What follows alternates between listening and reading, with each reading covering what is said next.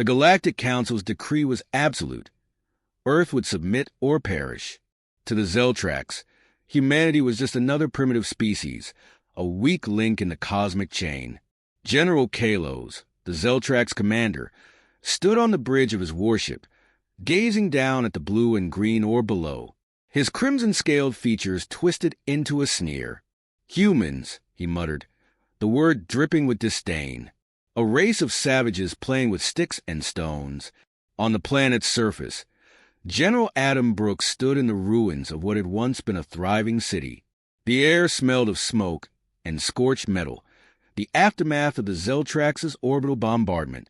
Brooks's uniform was torn, his face streaked with dirt, but his eyes burned with unyielding defiance. The scattered remnants of his command awaited orders, their spirits buoyed by their leader's unshakable resolve.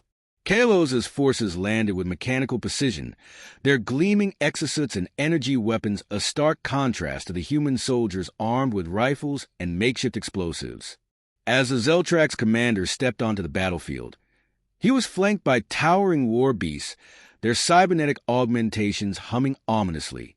Brooks strode forward to meet him, his posture betraying no fear. The two leaders stood mere meters apart, separated by the weight of their vastly different worlds. Kalos's voice was a guttural growl, amplified by his suit's translator. "You should consider it an honor, human, to witness the might of the Zeltrax firsthand. Surrender now, and we may spare your kind the humiliation of extinction." Brooks's reply was steady, his tone edged with steel. "You've underestimated us." "Big mistake." Kalos laughed, a sound like grinding metal. "Underestimated? Your species is a footnote in galactic history. You scramble in the dirt while we command the stars. What can you possibly do against the apex predators of this galaxy?" Brooks didn't flinch. "We adapt.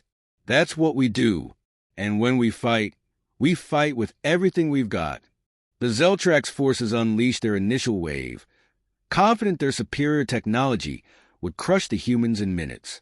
But instead of a panicked retreat, the humans countered with a calculated ferocity that caught the aliens off guard. Brooks's troops had prepared the battlefield, planning traps that turned the invaders' own strength against them. Tripwires triggered explosions, and ambushes in narrow streets forced the Zeltrax into disarray. Kalos's confidence wavered as reports of unexpected losses filtered through his comms. He watched as his elite units struggled to regroup, their movements hindered by terrain the humans seemed to know intimately. Still, he clung to his belief in Zeltrax superiority. When the humans began to retreat, Kalos saw it as confirmation of their weakness. "They scatter like insects," he said to his second-in-command, a burly Zeltrax named Dralvek. "Prepare the final assault. This will be over by sundown." But Adam Brooks wasn't fleeing. His retreat was a deliberate maneuver, designed to draw the Zeltrax deeper into unfamiliar territory.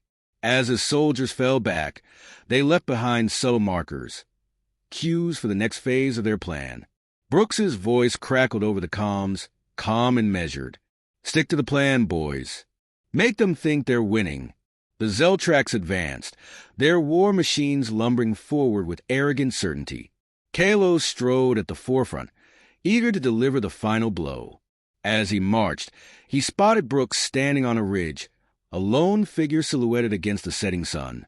"You're out of options, General," Kalos called, his amplified voice carrying over the battlefield. "Your soldiers are broken, your weapons are obsolete, and your tactics are laughable. Why delay the inevitable?" Brooks smiled, a faint but deliberate gesture. "You think you know how this ends? Let me tell you something about humanity. We've been fighting wars since before your kind crawled out of the primordial muck. And we've never needed fancy tech to win."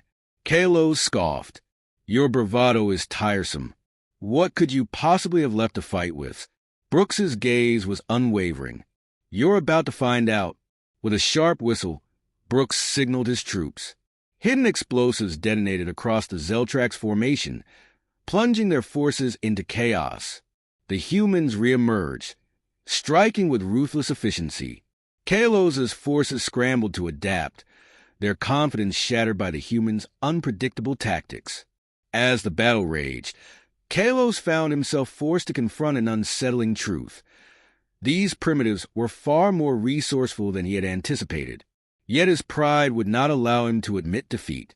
When the fighting subsided, the Zeltrax had managed to secure the area, but their losses were staggering. Kalos surveyed the battlefield, his frustration mounting. The humans had withdrawn again, leaving behind only their dead and the faint echo of their defiance. Standing amidst the wreckage, Kalos clenched his fists. "This is not a victory for them," he growled. "It's desperation. They're clinging to the last scraps of hope."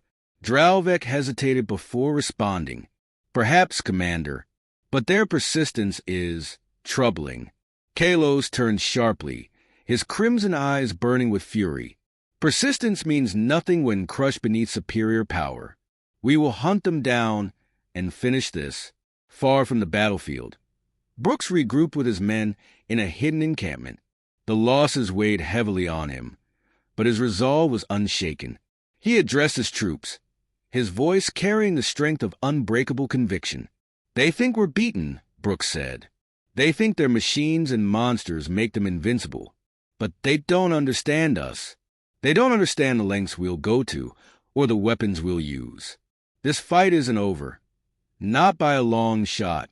As night fell over the war-torn landscape, the stage was set for the next encounter. Brooks's warning echoed in Kalos's mind, a seed of doubt taking root. For the first time, the Zeltrax commander began to wonder if he had underestimated his enemy. The night air was thick with tension as Adam Brooks stood by the firelight, his gaze fixed on a map spread across a makeshift table. Around him, his officers listened intently, their faces hardened by weeks of relentless battle. Despite the scars etched into their expressions, there was an undeniable determination in their eyes. They had seen the Zeltrax falter, and that small crack in the aliens' arrogance was all the encouragement they needed. "This is where we turn the tide," Brooks said, tapping a spot on the map. His voice was steady, though the weight of the moment pressed heavily on his shoulders.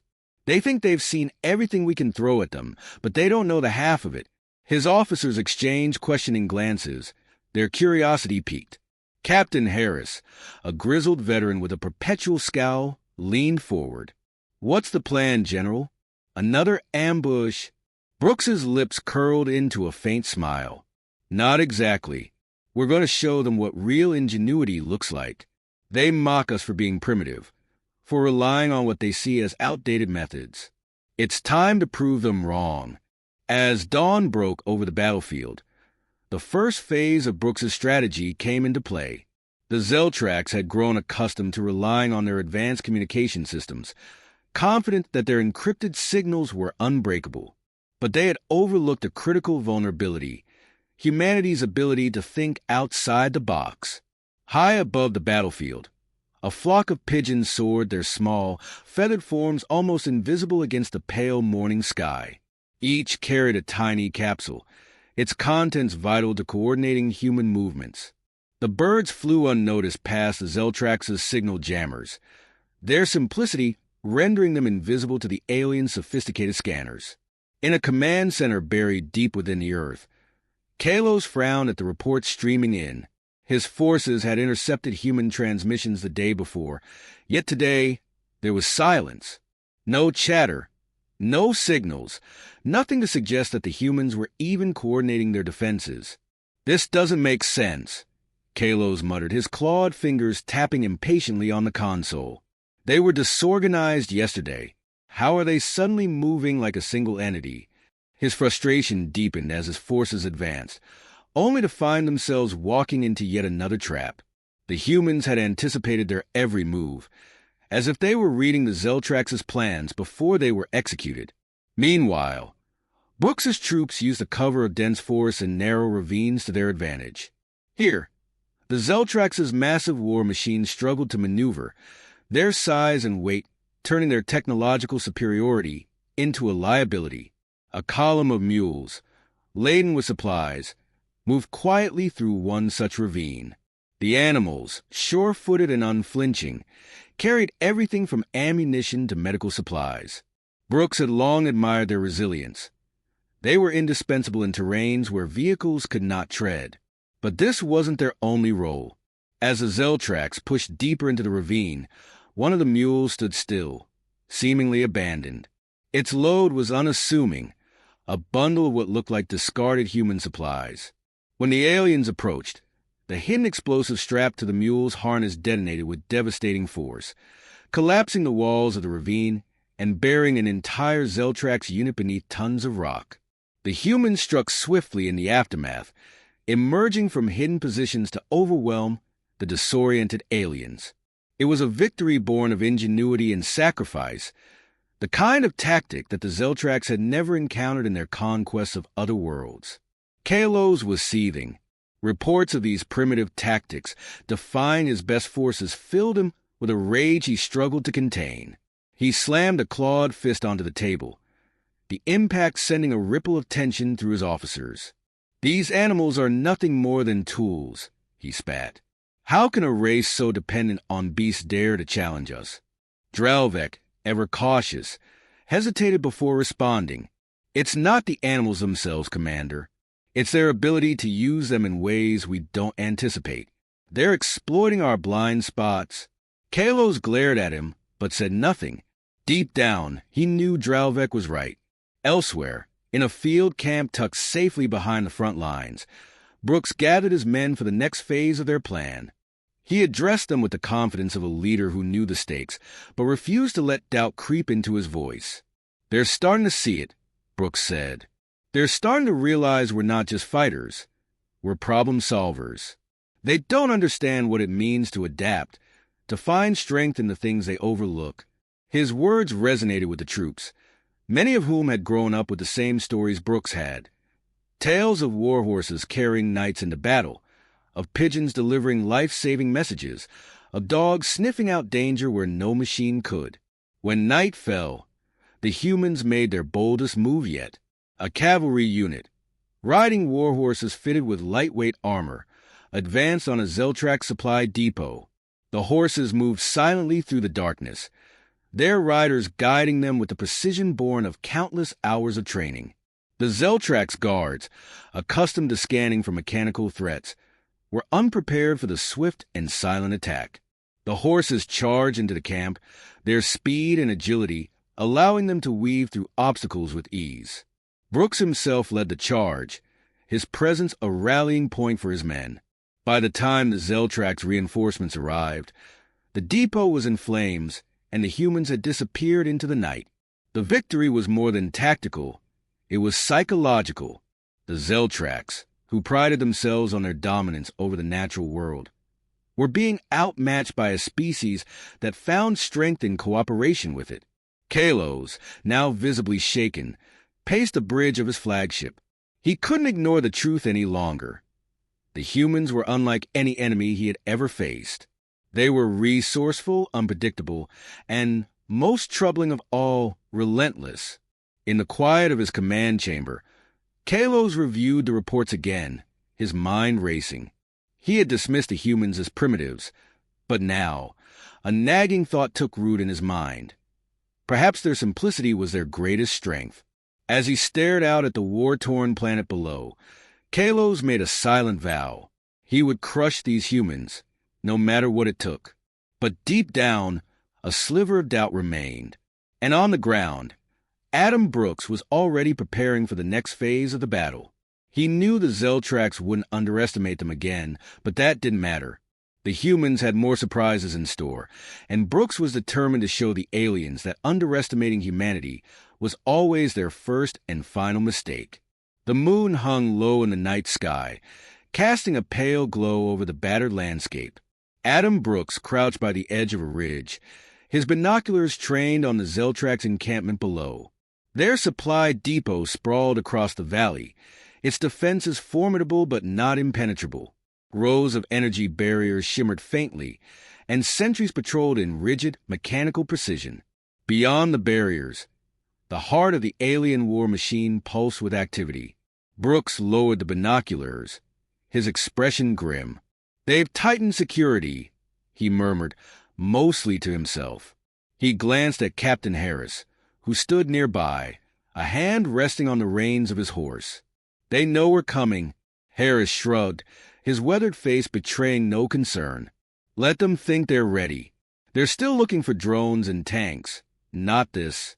He patted the horse's neck, the animal's powerful muscles rippling beneath its armored barding. Brooks allowed himself a faint smile.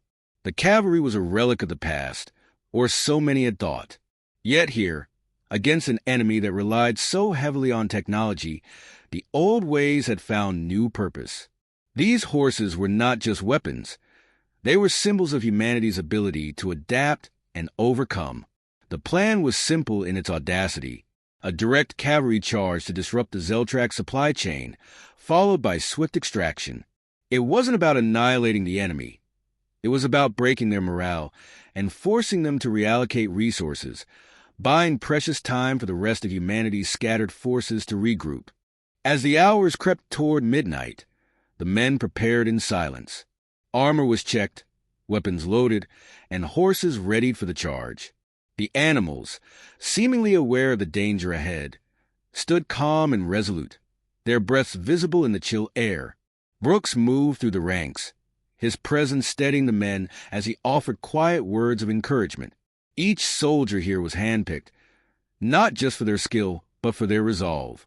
They knew the risks, and they had accepted them. Finally, Brooks mounted his horse, a massive black stallion named Valor. He surveyed his troops, the firelight reflecting off their armor. "Tonight," he said, his voice carrying over the stillness, "we remind them who we are. They think they've seen everything humanity has to offer, but they've seen nothing yet." A murmur of agreement rippled through the ranks, quiet but fierce. The men gripped their reins tighter, their focus sharpening as Brooks raised his arm. The signal was given, and the cavalry began to move. They advanced in silence, the sound of hooves muffled by the soft earth. The ridge gave way to a narrow path that snaked toward the valley floor. As they descended, the energy barriers grew clearer, their faint hum a reminder of the challenge ahead. Brooks led from the front, his every sense attuned to the terrain and the subtle movements of his horse.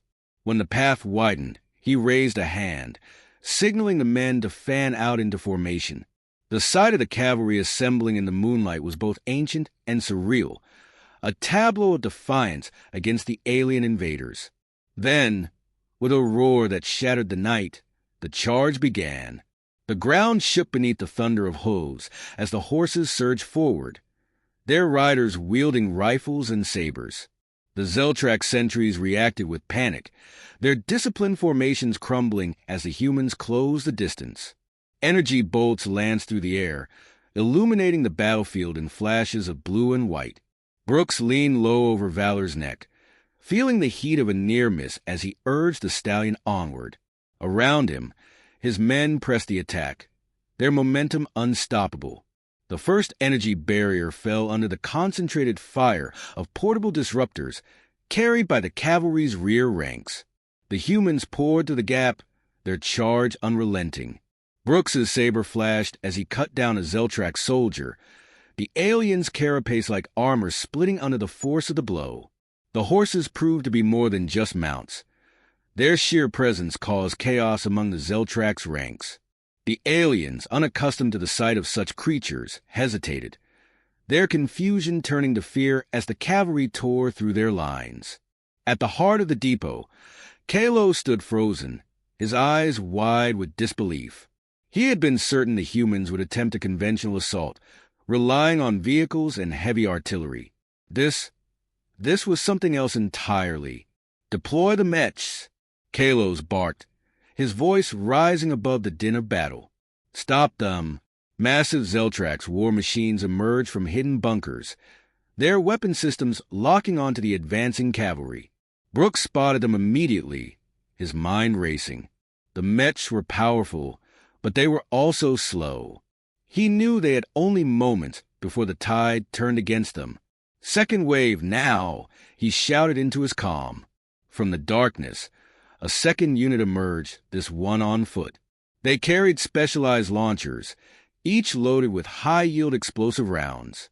The foot soldiers targeted the mechs, their shots precise and devastating. The machines stumbled and collapsed, their destruction sending shockwaves through the alien ranks. In the confusion, Brooks's unit reached the supply caches. Explosives were planted with practiced efficiency, the men working in synchronized precision. The horses pawed at the ground, restless but steady as their riders dismounted to complete the task. When the first explosion erupted, it was like a signal. The Zeltrax lines broke entirely, their soldiers retreating in disarray. Brooks mounted valor again, rallying his men for the retreat. "Fall back," he called, his voice cutting through the chaos. The cavalry withdrew as swiftly as they had arrived, their mission accomplished. Behind them, the depot burned, its flames lighting up the night sky. The Zeltrax, stunned and demoralized, could do nothing but watch as the humans disappeared into the shadows. As the cavalry regrouped at a safe distance, Brooks dismounted, his legs shaky but his resolve unbroken. The men around him were battered and bruised, but their expressions were triumphant. They had achieved the impossible, and they knew it. Harris approached, a rare grin on his face. "We hit them hard, General. They'll be licking their wounds for a while." Brooks nodded, his gaze fixed on the distant flames. "It's not just the supplies we destroyed," he said quietly. "We've made them doubt themselves. That's the real victory." The men cheered, their spirits lifted by Brooks's words. Yet even as they celebrated, Brooks's mind was already turning to the next challenge. The war was far from over, and he knew the Zeltrax would adapt. But so would humanity, and as long as there was breath in his body, Brooks would ensure they kept fighting, kept innovating, and kept proving that underestimating humans was the greatest mistake the Zeltrax could make. The battlefield, now silent save for the crackling of distant flames, bore the scars of humanity's defiance. Twisted wreckage littered the valley, and the faint glow of smoldering alien machinery illuminated the devastated landscape. Adam Brooks stood atop a ridge, his silhouette stark against the fiery backdrop, as he observed the remnants of the Zeltrax supply depot. The mission had been a resounding success, but its true impact would unfold in the days to come. Beside him, Captain Harris dismounted, his expression one of grim satisfaction. "They won't recover from this anytime soon," he said, brushing ash from his armor. "That depot was a linchpin in their logistics. Without it, their offensive will grind to a halt." Brooks nodded, his eyes narrowing as he scanned the horizon. "It's not just the supplies. We've sent a message, one they'll never forget." Indeed, the alien shock was palpable. Across the valley, scattered survivors of the Zeltrax forces regrouped in huddled clusters, their body language betraying confusion and fear. The sight of humans wielding animals in battle had defied their understanding of warfare. To the Zeltrax, who relied on cold precision and technological dominance, the chaos of cavalry charges, guerrilla tactics, and animal companions was an enigma, an affront to their sense of superiority. Far from the battlefield, in a sprawling Zeltrax command ship orbiting the planet, Kalos paced within his war chamber. The commander's normally stoic demeanor was fractured, his claws clicking nervously against the polished floor. The holographic display before him replayed snippets of the battle, the alien general watching in disbelief as horses thundered through his ranks and explosive-laden pigeons wreaked havoc on key installations. "Impossible," Kalos hissed, his voice low and venomous. "These creatures, these humans, they fight like nothing we've encountered before." One of his advisors, a smaller Zeltrax with a fractured carapace, approached cautiously. "Commander, their methods are unpredictable. They weaponize animals, tools we deemed irrelevant. Their ingenuity disrupts every calculation." Kalos slammed a fist against the console, the force sending a ripple through the holographic feed. "It is not ingenuity. It is desperation," he roared, though the tremor in his voice betrayed his own uncertainty. "They cling to primitive tactics because they lack the strength to face us head-on." The advisor hesitated, then dared to speak. "And yet, Commander, they succeed?" Kalos turned away, his mandibles clicking in agitation. He knew the advisor was right. The humans' unpredictable nature, their refusal to adhere to conventional strategies, made them an unrelenting adversary. Worse still, their victories inspired rebellion among other subjugated species. Reports of uprisings on distant worlds were already flooding in, fueled by humanity's defiance. Back on the surface, the victorious soldiers gathered around makeshift fires, tending to their wounds and sharing quiet words of camaraderie. Brooks moved among them, offering a steadying presence.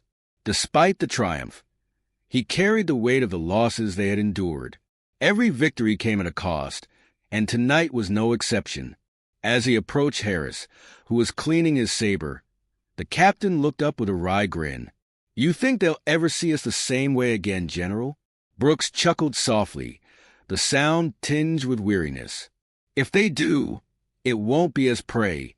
The two men shared a quiet moment, the gravity of their situation unspoken but understood.